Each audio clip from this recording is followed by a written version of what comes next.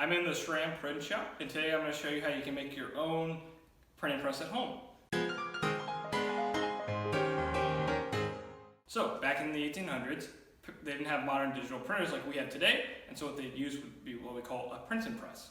And so for a printing press, for any words you want to make, you would have a set of letters, and you'd place it onto what we call a printing plate, and then you'd ink it, and then that's how you just press it on paper, and that's how you'd make your newspapers, books, or any type of word letter you'd want. Well, for pictures, it's slightly different. They do what they call an etching, and I have an example here. As you can notice, it's a building, and so what you have to do is customly etch in a picture. And so this is very time consuming, and every picture has its own etching.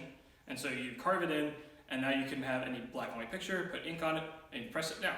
And so that's how you get a book or in a book or a newspaper, that's how you get your picture. And you have some smaller ones with better detail, and so that's how it works.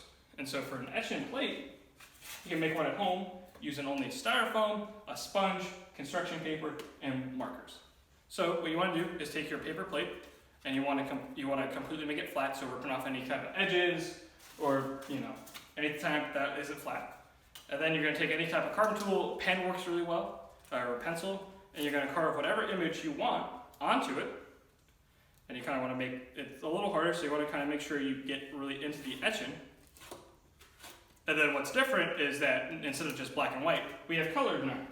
And so you can take your markers, washable markers work really well. And you take whatever color you want.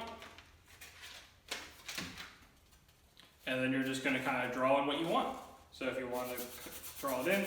And then the one thing you want to do is make sure you go over it a few times. So you want to have a lot of ink on it, because that's what's actually going to be transferred onto your paper.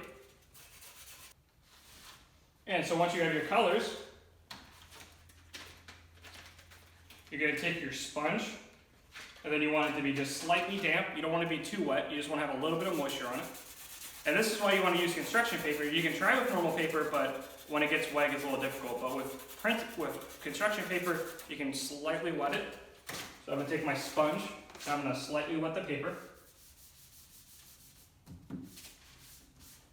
And then I'm going to take my etching, put it down, and then I'm going to press down on it. And you want to really press down, make sure all the pieces are done, and then you make your picture.